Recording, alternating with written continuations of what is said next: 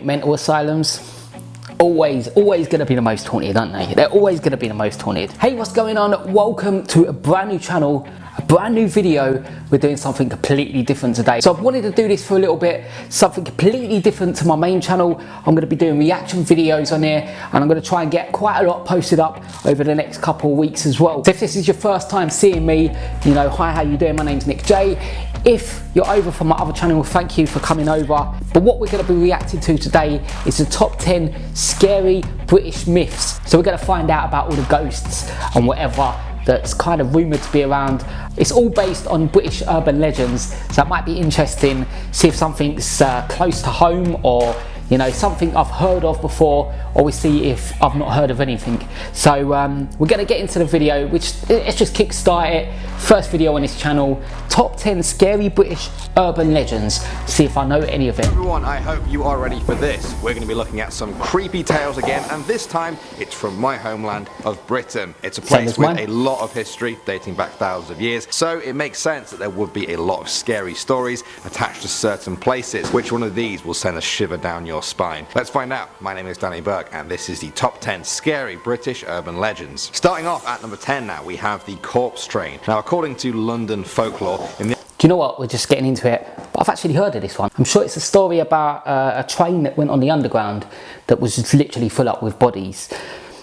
Don't know if it's really that scary or that bad, but you know what? Let's just see if I'm actually right about it. In the early 1900s, there was a train that ran underneath the city, and it was only for dead people. Back then, London's hospitals and morgues were struggling to deal with the vast amount of people that were dying from poverty and disease. They decided to transport the bodies out of the city, but knew that they couldn't do it overground. Although it's not really that scary, could you imagine being the driver of that train?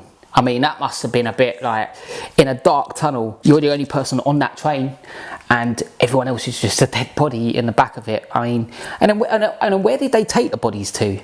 Without disturbing a lot of people. So they used an existing train line to load the bodies onto. The train ran just the other side of a wall from the normal daily service, where unsuspecting Londoners were getting on and off their trains unaware of the nearby bodies. Next up at number 9 now, we have the suicide pool. This one comes from Epping Forest near Essex. The story goes... Hold on.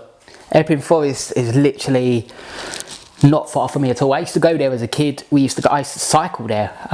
It was just like a thing we used to do. We used to cycle over there on the weekend, go to Epping Forest. But I've never heard of this. I mean, if you know Epping Forest, you've heard of Hangman's Hill. Hangman's Hill's there, and that's like a hill that if you park at the bottom and you turn your engine off, your car goes up the hill. It just kind of pushes it up, and you could test it on a skateboard, you could test it on anything that will roll. Put a football at the bottom and it will roll up the hill.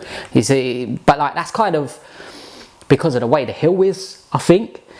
But suicide pool, I've not heard of this, and being a person that grew up not far away from Epping Forest, I've never heard of this, so I'm intrigued. It shows that years ago, a young couple in love were followed to a pond in the forest by the girl's father. When the couple finally embraced, the father leapt from the trees to confront the boy. The fight got out of hand, and the father ended up killing the boy in a rage at the edge of the pool. The waters then turned black.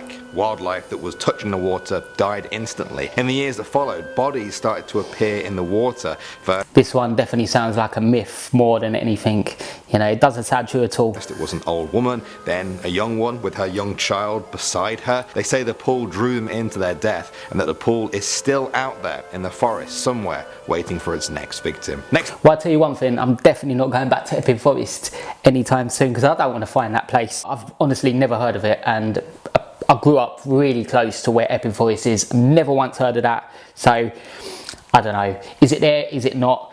I've roamed around Epping Forest, never seen it, but maybe I've just not come across it. So, I don't know. But maybe I'll keep away from there now. Next up at number 8 now, we have Annie. This one comes from Edinburgh, Scotland. In the old town there lies a street known as Mary King's Close. It's steeped in myths and legends of hauntings and murders. In 1990, a psychic called Aiko Gibo visited and felt a small hand touch hers. She said that she then made contact with the spirit of a dead child called Annie, who had died in a plague hundreds of years ago and had lost her doll. The psychic then went to a nearby shop and brought back a Barbie doll for her. Now, since then, visitors leave dolls for Annie, and a mountain of them has built up in the dark. Moving on to number 7 now, we have The Faceless Woman. This one comes from the borough of Barking in London. There, I don't know why, but I've got some kind of fear of like a faceless person. I don't know if it's from horror films or something like that, but I know I've definitely got like a fear for faceless people. But yeah, let's just see what it's about. you can find Beacon Tree Station, home to the Faceless Woman. The most famous sighting of her happened in 1992. A station supervisor reported that on one night he heard the handle of his office door rattle. Outside on the platform stood a woman. She had blonde hair, she wore a very pale dress and just stared into the distance. The supervisor approached her, but as he reached out, she turned to him only to reveal she had no face, just darkness where there I'm sorry, what? should be one. Local ghost hunters claim that she is the victim of a train crash that happened there in 1958, which killed 10 people. At number 6 now, we have But that don't explain that. So she was in a train crash. So why would she end up with no face? The Beast. England's Hackney Marshes is known for its sprawling woodland and boggy reed marshes, often covered in swirling Oh, there's definitely a lot of scary things going on in Hackney Marshes. fog, the perfect setting for this urban legend. The story goes that in 1980, 2 bear carcasses were found in the river. They had been decapitated. People started speculating about Oh no, wait, was there ever bears in Hackney Marsh? Like, bears?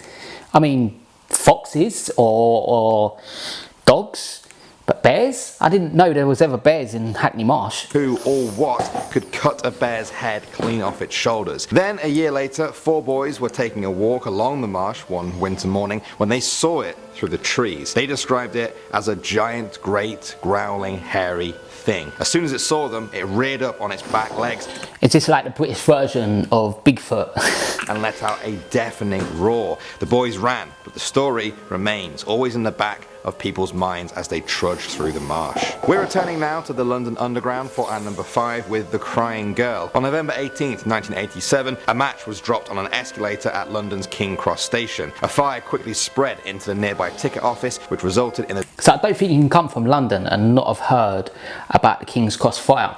I think everyone's heard that, but as far as I'm aware, they use more wood on the stairs. So like if you go to London now and you go on underground, you're going to see like it's metal pretty much going all the way down. But I think then a lot of it was wooden, and as well then that you could smoke on the underground. Obviously this is about the ghost of it though. I suppose that's different. the death of 31 people. In the years since then, passengers have reported seeing a girl who died around the station. She has long brown hair, wears jeans and a t-shirt, and is always crying. Some people have even reported hearing her sobs while smelling smoke coming out from the escalators. Back to Scotland now for our number 4 with Sawney Bean. This is the gruesome tale of Alexander Sawney Bean, a man who was said to be the head of a Scottish clan of cannibals in medieval times. According to legend, A clan of cannibals. Okay. group was made up of his wife, their 14 children and 32 grandchildren, some of whom were born through incest. They lived in a cave by the water and would ambush people on the road at night. They would bring their bodies back to the cave to then dismember and eat them. Any leftovers were pickled in a jar for later. They really sound like lovely people. I mean, I'm sure their dinners was fantastic. You know, love to go over theirs for dinner. When King James VI of Scotland eventually heard of these murders, he led a manhunt to capture them. The clan was caught and then executed. Some people say you can still find the cave along the Benane Head area of Scotland. Moving on to number 3 now, we have Cane Hill. Some say this is one of the most haunted places in England. It was a mental asylum for over 100 years, from 1882 to 1991. It built up a reputation for I think mental asylums always going to be the most haunted, aren't they? They're always going to be the most haunted. abandoning some of its patients, hiding them away from the public eye and never truly helping them. Some people say the patients who died left their energy behind there because of their tortured lives. The building was gutted by a mysterious fire in 2010. Perhaps the scariest stories of all are of the faces appearing by the burnt out windows. Next up at number 2 now, we have the House of the Screaming Skull. This one comes from Bettiscombe Manor in Dorset, England. The legend goes that in 1830 a man lived there called John Frederick Pinney. He had a slave that he had brought back from the Caribbean island of Nevis. The man became ill, and on his deathbed he swore he would never rest unless his body was returned home to Nevis. Pliny refused to pay for that expense, and when he died he had the man buried in the local graveyard. After that, ill fortune began to plague the village for months. Screams and cries were heard from the cemetery. At the manor house, windows rattled and doors kept slamming. The body was dug up and brought to the manor house, where today only the skull remains, where it's said to haunt the manor, but the village remains safe. And finally, So they got the skull and put it back in the house? I mean, obviously he wants his body to be somewhere completely different to there. So you think, okay, let's bring him back to the house. But then, honestly, a lot of that probably was mental. You thinking that it's haunted because of something that's been said? Could be, could be. Number 1 now, we have the Hellhounds. Dartmoor is a vast, rocky, windy and mysterious part of England. It's popular among tourists, but everyone who goes there is aware of the legend of the Hellhounds. It's said that a pack of these ghost dogs wanders the moors at night, preying on sheep, and they're not afraid of humans. They've often been described as cat-like, but with the frame of a bear, I never heard and very of this. fast. There have been pictures and film taken of them over the years that claim to show glimpses of these hellhounds in action. Many of the locals don't even need that though. They've heard the stories handed down from generation to generation. Some of them even say they've seen the hounds with their own 2 eyes. Well, there's some interesting stuff there, but that's all we've got for today. So thank you for watching the video. If you've enjoyed it, you know, feel free to hit the like button. I'm going to try and get 2 up at least a week or something like 2 a week. Thank you for giving me your time for this video as well. I'll see you soon.